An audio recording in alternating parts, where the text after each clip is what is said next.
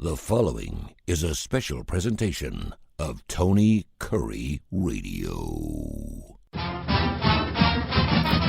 Welcome back to another UAB Director's Chair. He is Mark Ingram, the UAB Athletic Director. That's why we call it the UAB Director's Chair, in case you're wondering. I'm Tony Kurre. Of course, you can hear the show at least 5 days a week here on the TKR app. Get the TKR app. And by the way, we're expanding big time here at Tony Kurre Radio. You can now see Tone the Bone on Fox 6 at least twice a week. We also have our own television show on ABC 3340.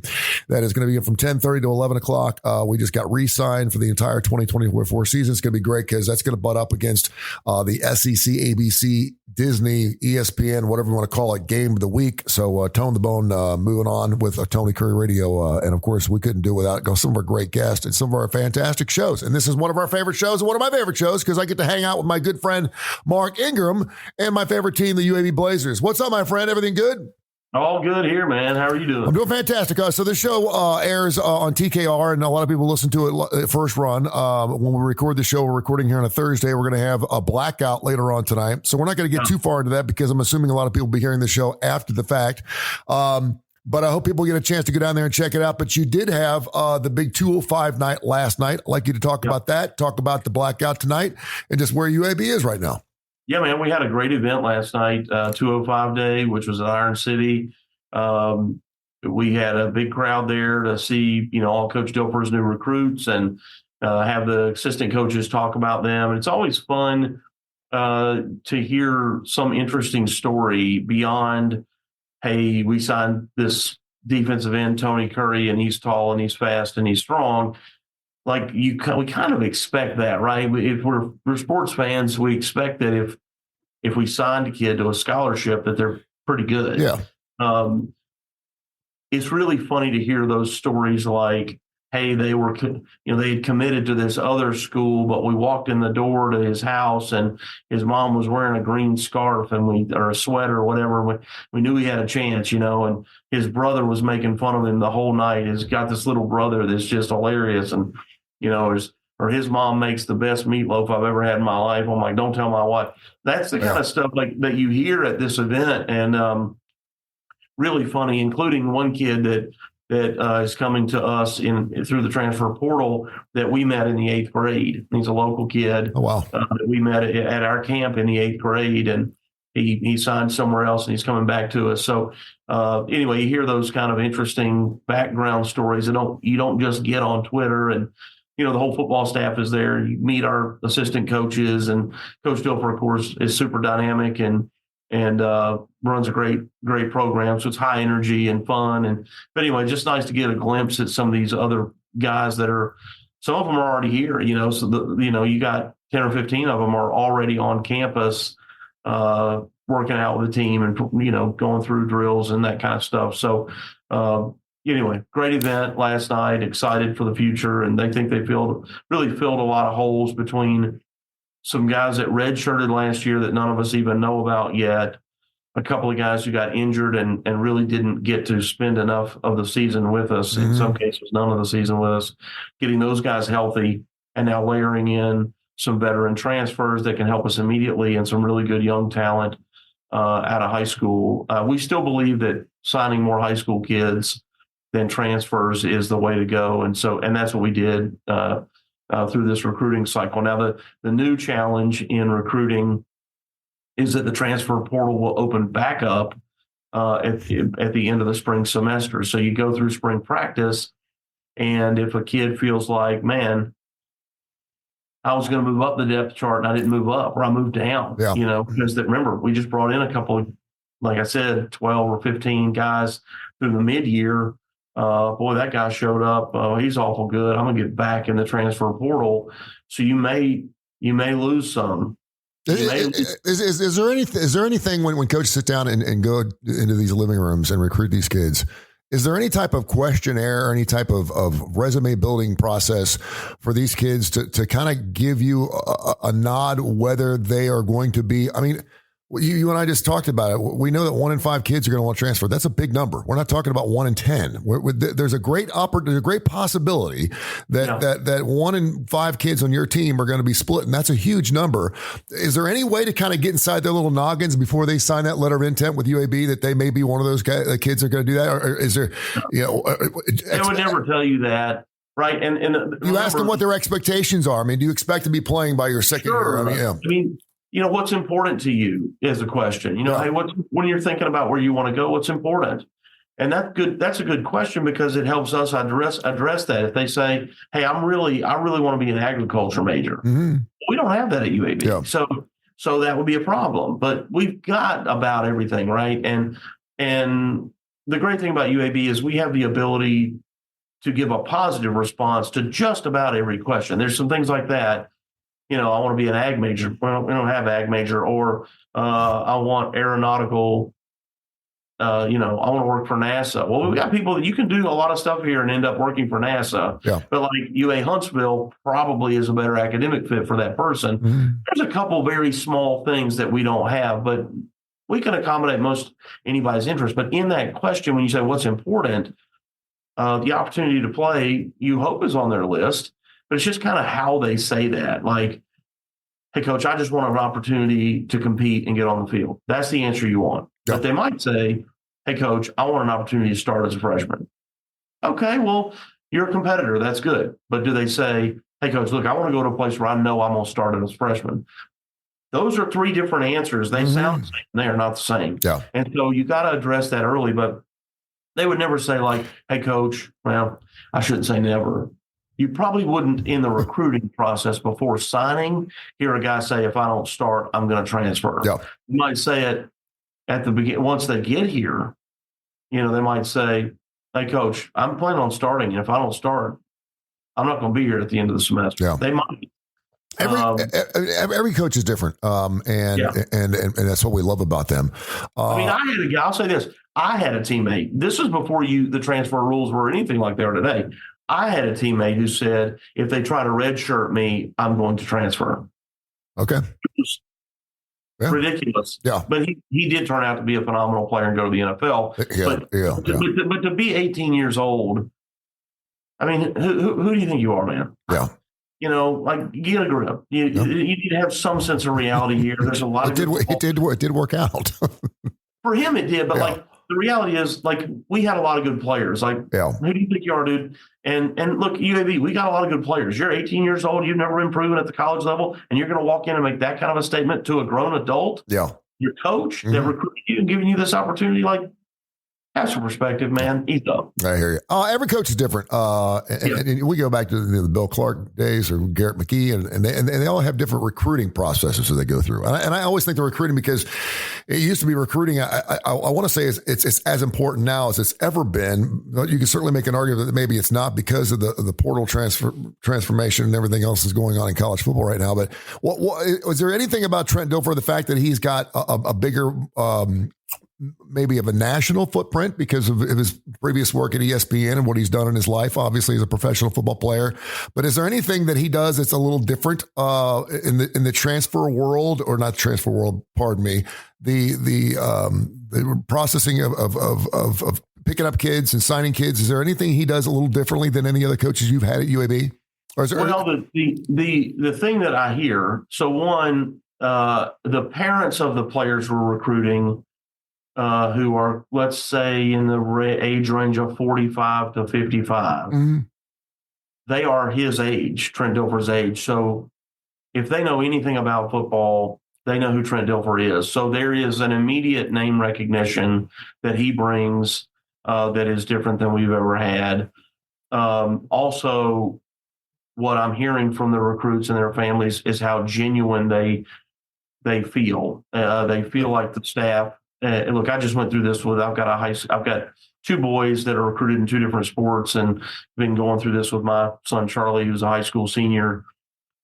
Some of these coaches, you're talking to them, and you can just tell they're fake. Yeah. You can just tell they're not. They're talking to you, and they've got like a glazed veil over their face, and you're like, man, I don't believe anything you're saying. You're not a real person. Mm-hmm. You're just not. You're not lying as much as you're just you've got a canned answer from the back of your brain that's just coming out. I'm just trying to have a conversation with you. Some coaches, a lot of coaches, you get that from. Not all, but a lot of coaches you get that from. And so like last night, 205 day, we had four of our players, from different, it was Jacob Zeno, we had, we had our quarterback, our center, and two of our defensive players, and one of the freshmen who played a lot last year, made a big impact, said, and he had SEC offers. He said, I came here because they just felt genuinely honest. And he said, and now that I've been here a year, I can tell you, not only am I learning a lot about the game, but I'm with good people that are honest. Yeah. And I think that's a huge difference. And I don't want to say different than previous people, but just different than a lot of coaches out there. I don't blame coaches, Tony, for, even though I know they're easy to blame, hard to defend, but I would defend coaches. It's harder to be a coach now than it's ever been. It is the transfer stuff, and paying players has made the job so incredibly hard. You don't know who you're going to have. I mean, we're sitting here with what we think we're going to have, but like I said, the portal is going to open back up in 3 months, and we may lose a couple of players who are third string, and you go, hey, no big deal. Those guys want to get on the field. But when you lose your starter, your starting left guard or your starting safety, as we did last year, at that point, you're scrambling, and so because some other school had $50,000 that we didn't have, that they could pay a guy that we don't have. And it's just a sad situation right now. And that makes the job really hard. And, the talking heads out there that want to beat the coaches up and be like, oh, I don't have any sympathy for them. No, they make a lot of money. Well, they get fired too. Yeah, exactly. You get a lot of pressure. So. Mark Ingram, the UAB athletic director, joins us every single week. We're very grateful to have his time and the opportunity to talk up and pull the curtain back on not only UAB sports, but also college sports as a whole. It seems like every time we talk, and it seems like it's like almost every other day, time is flying by so fast. We're sitting there, we're getting ready for the Super Bowl this weekend. Football, as we know it, from a collegiate and professional level, will be over for a little while. We could take a deep breath. And as while we're taking a deep breath, everyone else seems to be working behind the scenes to totally dismantle what's going on to the NCAA. I see the letter that the SEC and the Big Ten drafted, I guess last week or earlier this week, basically saying, listen, we're getting the two of us. We have 34 teams, 22 of us here. We're pretty much good. We're going to craft something together and kind of tell you how we think things should go. And if you want to come along with us, fine. If you don't, which I this thought was just probably one of the biggest ballsy moves I've ever seen in college sports, period. And then, of course, you got the Dartmouth situation, which for some seems like it's just a huge newsworthy note, and then in others, it's third or fourth page news. Let's start with the SEC and the Big Ten. Surprised by the fact that they made that announcement. What does it tell you about where we are with college sports and the NCAA? I'm assuming now you're thinking that maybe in a year everything's going to look totally different. I mean, this could blow the whole thing up. Just try to keep the rails up, right? Yeah, I mean, I'm not surprised. I'm disappointed. Yeah. I'm disappointed, but I'm not surprised. It's a clear statement that, Michigan doesn't want Eastern Michigan telling them what they can do. And that, I don't know, Tennessee doesn't want Tennessee Tech telling them what they can do. And which I understand, but the lower budgeted schools help to counterbalance. It's that yin and yang principle. There's a counterweight that we provide in sensibility and how we have been running this. And we went 80, 90 years of really good, positive traction with the NCAA governance. And it was all about competitive equity. And because it was, while I understand that Lloyd Carr, who was the head football coach at Michigan, when Lloyd Carr lost to Appalachian State at Michigan, that was a defining moment. And it was good for college sports because it said to fans, how many times have you heard fans of these, look, I'll just call them out, whether it's Alabama, Auburn, Tennessee, Florida, Georgia, whoever, they've got season ticket holders who are looking at the season ticket package and who they play, and they're like, I'm going to go to these 4 games, but I'm going to give my tickets away to these cupcake games, these throwaway games, these gimme games. Everybody has their own negative word that they want to associate with those games, these layup games. Yeah. Well, that said, you better pay attention, because it wasn't a layup, was it, when Appalachian State beat Michigan? And you could go through UAB beats LSU, and you could go through South Alabama beats, was it Mississippi State a year or two ago, whatever. You go through these games every year. There's some of these, what they're calling upsets.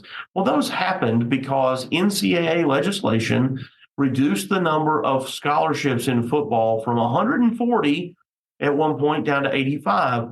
Well, there's those players, those 55 other players that used to be at an SEC school are now here, and they're at South Al, and they're at Troy, and they're at Georgia State, and they're at, wherever. And so the game became more competitive. That's what makes the NCAA basketball tournament so great. Yeah.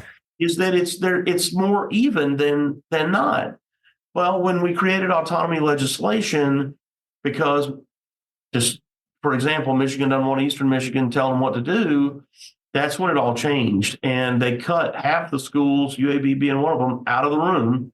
That's the schools that the grand public calls the Group of Five. They took us out of the room for voting rights. We didn't even get to vote on the stuff. We don't even get to go to the meeting. And they would have their own autonomy meeting about, and then they would say, this is what we've decided to do. If you guys want to come along for the ride, you can do it too. And then each conference in the Group of Five, we would vote yay or nay. We're going to do this, or we're not going to do this. Let me back up just a little bit. Is there any, when that autonomy thing came down, and you said it here on the show 3 or 4 weeks ago, that was the beginning of the end, as we know the NCAA. Is there anything the NCAA could have done at that moment in time to change anything? It was a panic move, just like now. There was this alleged, supposed threat that some number of schools were going to break away. And it was like, well, what do you need to not break away? We'll do it. Autonomy? Yeah. Okay. Autonomy. We'll do it. And it was the beginning of the end. That led to all these problems. That's when we did cost of attendance, which is not necessary. That's when we started that's when the Alston case finally happened. And that ruling allows people to pay. Listen, cost of attendance at UAB, a full cost of attendance check would be $5,600. The Alston Award, if you did a full Alston academic award, but you can go to every athlete, even if they're not on scholarship, is just short of $6,000 more dollars. Oh, these kids, they need this money. If they're on a full scholarship, Tony, we pay for their housing, their meals. We feed them. In addition to the meal stipend, we feed them. We pay for all their academic expenses. We pay for their nutritionist, their strength coach. They don't pay a gym membership to work out in the finest weight room in this town. We put workout plans together. Our nutritionist goes to the grocery store with them to teach them how to grocery shop if they need to, if they have certain strength goals. We're doing all these things. We pay for all their tutors, all their academic services, whatever. We're covering all that stuff, right? We pay for their uniforms. We pay for their travel, on and on and on. If they're a person of true need, they also get a Pell Grant from the federal government that is $11,000. Yeah. So listen, there are people of true need that are on our teams, and I'm thrilled they get it. I didn't have $11,000 in walking around money on top of a cost of attendance check and paying for all my expenses. And in addition to the expenses, also feeding me and also giving me possibly an academic award. But we just keep acting like we're not doing any of these things. I don't know why we can't defend ourselves, but the NCAA as a governing body is like the federal government. Easy to pick on. It doesn't matter who the president is. It doesn't matter who's in office. It's just this nebulous organization that's easy to jump on the bandwagon and just beat them up. Yeah.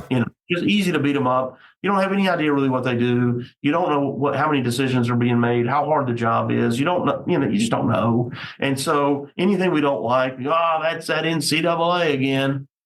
We are the NCAA. Yeah. We are them. We elected them. We put them in their position. We put them on the committees. And them is us. I mean, it's like I'm on the football competition committee. I was nominated to be on the competition. I'm on one of those committees. I mean, like the rules well, there's rules committees, there's oversight committees, there's too many committees, but it's all just the membership. And then there's people at the national office who are helping to organize all that. They're sort of keeping the notes of the meeting. Okay, this is what we voted on, right? This is what, all right, I'm going to send this. And they do all the, let's just call it clerical work of managing that for us. So we have to have someone that governs what's happening here, correct? I mean, it can't run itself. So say we get the SEC and the Big Ten, they want to run off and they want to create these new things. That's fine, and hopefully it's in behest and goodwill of everyone that's in college sports, the small guys and the big guys. So you have to have somebody. Is that a matter of taking the NCAA, which is an institution that's already here, that is a non-for-profit, then you just reestablish it and say, listen, okay, this is going to be your job? Because it sounds like the NCAA went way up here 10 years ago to like, we don't even need you anymore. We don't even know what, you just said it. We don't know what they do. We don't know why they're here. We don't know what their job is. And it seems like it's moving really fast, and it doesn't seem like there's anyone really like, no one's got the reins in the horse. It's just running right now. Yeah, so every conference, there is national legislation that we all have to, without option, adopt. So recruiting rules, for example, we all abide by the same recruiting rules. But the NCAA has other sort of, I'm going to call it optional legislation, where they'll say to each conference, you need to establish concussion protocols on campus that everybody in your conference adopts. And it needs to include these things, but there's some in the weeds details that we get to decide as a conference how we do it. So let's just say that our conference has a medical spotter up in the press box that during every single play, they're watching to see if anybody looks like they maybe had a collision, that they can call down immediately and tell an official to blow a whistle. Hey, go check on number 17. I think he got hit hard. He looks like he's woozy. Okay, but like maybe our conference has that person, but another conference says each team has to provide their own. Or another conference says, hey, whoever the home team is will have one or two, and the visitor agrees that this medical person is a neutral party that is not going to say, oh, your quarterback looks hurt. Yeah. That they're not going to, gameplay, that they're really just out there watching every single kid in a neutral fashion. And so those are some in the weeds details that we get to make. My point is, every conference we basically have all the same rules. So when you start talking about the governance of it, the conference itself has the governance structure in place. So for the Big Ten and the SEC, they may fight over who's, which conference has the most authority, or maybe the two of them will get together and then they'll hire a person that has the oversight of this group, maybe. But do you think it's something where they sit down with NCAA? It's not that hard. No, it doesn't seem like it. And again, there's a lot of things that need to be uncovered here and worked on, but there's also a lot of things that are also in place. Do you think it's a thing where the Big Ten and the SEC sit down with the NCAA and say, here's what we're proposing, do you want in? Or do you think it's something where they've already moved forward? You think they've already moved on? That'll be the start of it, Tony. And I don't want to speak for the commissioner of the Big Ten, who I've never met. I know Greg Sankey well, but I wouldn't dare speak for Greg. But knowing Greg, I'm sure that he's a diplomatic person, but he's direct, and he doesn't mince words. Yeah. He's fair though. Yeah, he's not a guy that says he messages carefully, and every word means something with Greg. It's my experience with Greg, which is a great characteristic in a person in his position. But my assumption is they'll meet with the NCAA and they'll say, hey, look, this is what we think. And they'll probably have some amount of time that the NCAA can figure that out. And if they can't, then that breakaway that everybody talks about is likely to happen. Look, you got ADs in the ACC saying things like, when people talk about the haves and the have-nots, I kind of feel like the have-nots. Mm-hmm. I've been saying this since the beginning of autonomy, which is my budget is closer to Iowa State than Iowa State's budget is to Texas. Yeah. And until they're still in the same conference, but my budget is closer to Iowa State and Kansas State than they are to Texas and Oklahoma. I realize they're leaving to come to the SEC, but my budget is closer to Missouri's than I bet Missouri's is to Alabama's. Sure. So, it's kind of hilarious. And then you get, Central Florida, Houston, and Cincinnati, who a year ago were not in the autonomy group, and now they are. Now they are, yeah. And all they did was they just took off one logo and put on a new logo and autonomy group. There you go. Power 5. It's just kind of ridiculous. And that's why I come back to the whole autonomy discussion. I think is absurd from the beginning. And but that really was where it all started to slide downhill. And well, let me ask you this. Haven't helped. Since constant lawsuits. I consider you a very smart, well-vested individual, and I know you're looked upon with much respect in this college world that we live in. And so I'm thinking a lot of people, your phone's probably ringing off the hook about all these things going on. So as a group of 5 school, what type of power do you have as an athletic director or as an institution? And what kind of moves how proactive are you being? You obviously don't want to sit back and let these big boys tell you how it's going to be, right? So what are you guys doing at your level? Have you made phone calls with other ADs going, listen, we need to sit down and have a weekend in Vegas and figure out what the hell we're going to do? Look, this is the same conversation that I had with people when they were telling me we've got to get out of Conference USA and into the American Conference. And they would ask me, Mark, what are you doing to help it? The answer is the same, which is we have to continue to be the very best version of ourselves. Mm-hmm. We have to continue to grow and produce. And that's what we've been doing over the last 8.5 years is building facilities, infrastructure, which allows our coaches to be successful. If our coaches are successful, we're attractive. Yeah. If our coaches are not successful, we're not. And so we've got to do everything we can to help our coaches be successful. And while I want our coaches to be successful in all sports, sadly, the only two that anybody looks at is football and men's basketball. Yeah. I hate that. But when these national conversations happen, that's all anybody ever talks about. We go to conference meetings, that's all we talk about. And then they'll toss in women's basketball a little bit, but we don't hardly talk about Olympic sports ever. We have 100. We hardly talk about Olympics. For sake of argument, we have about 130 college football teams. How many do we have in 3 years? Well, there's 100. I think it's 136 Division I FBS. Like I said, for sake of argument, 136 teams. How many do we have? And you're asking in 3 years, how many do we have? Mm-hmm. Look, people are constantly trying to jump. Like you saw James Madison jump, Kennesaw State jump, Liberty, Coastal Carolina, Jacksonville State. There's people trying to make that jump if they can, and I think they're doing it because they're afraid of being left behind at a point where they're so different that they can't be competitive.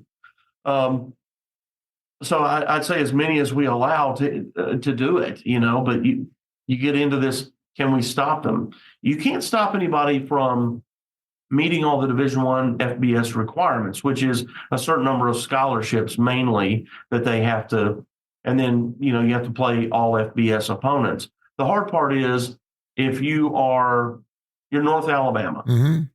and you're Samford, and you say we want to become FBS. Well, you can bump up to 85 scholarships, and you can go try to make a schedule, but you can't just put yourself in a conference. Yeah, that gets hard because independent scheduling is just hard. And ask anybody. New Mexico State joined Conference USA because, you think, well, golly, they're all the way out in Las Cruces, New Mexico. Man, scheduling is hard. Now, UConn is doing it, and UConn felt like being independent in football was worth doing so that they could be in the Big East in basketball. Mm-hmm. And clearly, from a basketball standpoint, they won the national title last year in men's basketball. They've won, UConn's won more men's basketball national championships in the last 30 years than anybody. Pretty good. And I don't know why people don't just say that. We always talk about Kentucky, Indiana, Kansas, North Carolina. There's certain ones that we UCLA, the Blue Bloods. Mm-hmm. UConn's won more championships than Duke. Oh, yeah. UConn's won more national titles than anybody. It's frankly not even close. Mm-hmm. And then later on the women's side, again, not even close. So anyway, I'm sure it was a good move from a basketball standpoint, but scheduling in football, man, it is hard.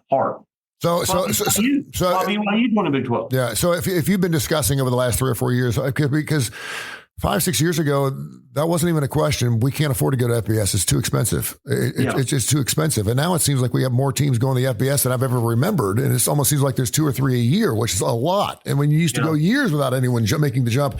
So are you saying that if, in fact, you've had this discussion over the last 2 or 3 years, that there is an impactful moment right now for a lot of these ADs and institutions that they feel like they've got to make that jump quick because of the changes that the NCAA and the Power Fives are going to be making?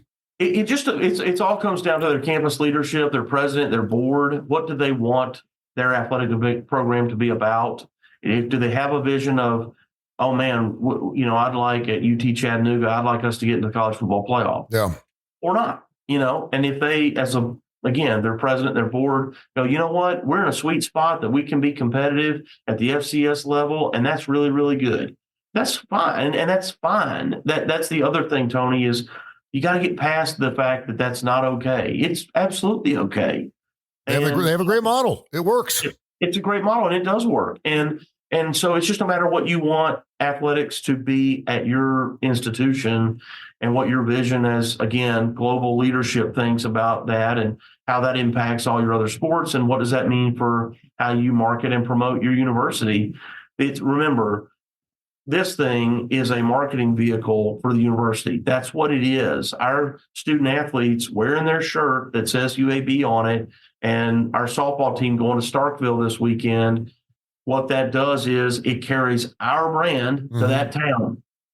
That's what the value in that is. And then, us being on television against Florida Atlantic, in front of, million viewers or whatever, that's how we are marketing and promoting our institution, is by being on television with those guys in that shirt. And so that's the core of it. And it's just a matter of what emphasis does your institution place on that. All right. Finally, classic rock news. AC/DC, if you go to their social media pages and their website, acdc.net, they have a countdown clock, and it says, "Are you ready?" Which obviously was a song from an album they did called The Razor's Edge several years ago. And it's also the WWE fan song. And the clock goes off at 2 a.m. Central Time, 3 o'clock Eastern Time, Monday morning. What is it going to say? I mean, it's very obvious that it's going to be a tour announcement, I'm assuming. And I've heard directly Could it from... be a new album, Tony? Well, it's a great point. So they did the power up thing, the power trip thing back in Coachella, Indio, California, earlier this summer.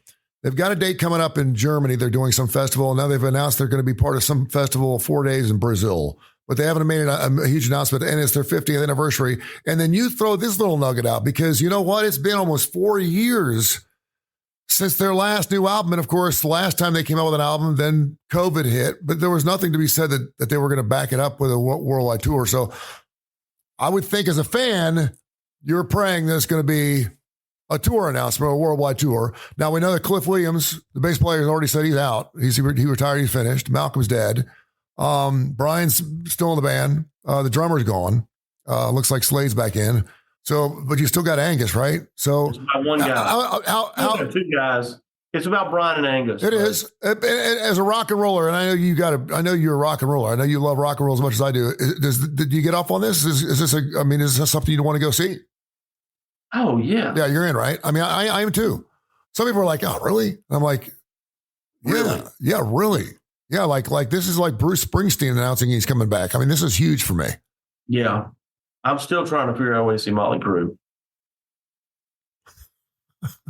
I'm still trying to figure that out. But yeah, man, I'm all in. All right, I know a guy can get tickets. Just saying.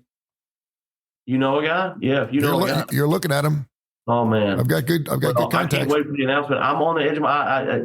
It's probably a tour, but it could be a new release. It could be a new song or a new complete album. I don't know. I can't imagine them, because if they're going to come with another album, they have to go on the road. But I can't imagine them coming out with another album without being on the road first to promote Power Up.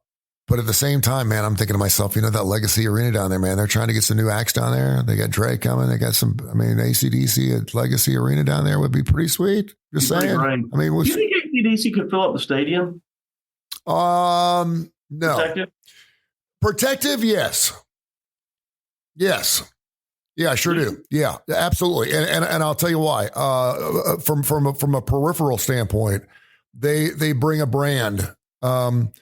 There's no one on this face of this earth that has not heard an AC/DC song, whether you think you have or not. You may not even know who they are, but I can promise you've heard their music. Oh, for You've sure. heard their music. I just saw the Twisted commercial. Now they're using "Have a Drink on Me" from AC/DC. If you've been to a college football game, you've heard AC/DC every single Saturday. You hear it.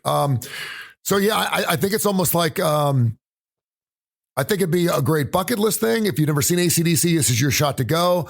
I think it'd be intimate enough that you wouldn't have to. If you're talking 60, 70,000, probably not for the size of Birmingham. But for protective, I could definitely see a Garth Brooks night. 45. Yeah. I would be. I'd be really surprised if it didn't sniff a sellout. It would if it didn't. It came really close. See another concert at Protective. I think that'd be fun. I think they should have concerts down there once a month. I loved it. I thought. There's certain times of the year, that it would just be hard. You've got between our games, the USFL games, the soccer games, and then weather. Like, I don't think I'd want to go out there. Yeah. A couple of weeks ago, it was crazy cold. But when it gets to be about April, from April to August, yes, it could. Let me ask you, are you a stadium guy though? See, I'm not a stadium guy. I mean, I did the Stones. Stadium guy, but look, man, I would be totally in to see. I saw Guns N' Roses in Nashville at the Titans Stadium, and it was great. Yeah, it was great. But it also kind of depends on where you are, right? Like I was fortunate enough to get some pretty good seats. I was off kind of the side of the stage and not terribly far away. But if I'd been in the upper level in the far corner, I might have been kind of. You're not there for the show. You're there for the effort. Yeah, you're just there for the environment. Yeah, I just want to be a part of it, right? But yeah, I mean, I'd go see who I got to see at a stage. If that's what I got to do, that's what I'm going to do. All right, we're in. I'll get some tickets. Iron Maiden's playing in Charlotte in August, and I'm thinking hard about going to that. Maybe a recruiting trip. Maybe a recruiting trip. Surely there's some poor sap's got to be in Charlotte that wants to come play UAB for an Iron Maiden show, for God's sakes. How cool would it be to say, listen, you signed, baby, let me take you to a great concert tonight. Yeah, this is going to be the best. Come with Daddy. We're going to have a good time. Yeah, some 17-year-old kid would be like, Iron. Love it. Iron what? All right. Thank you, brother. Appreciate you, man. Thank you. See you, Val. This has been a special presentation of Tony Curry Radio.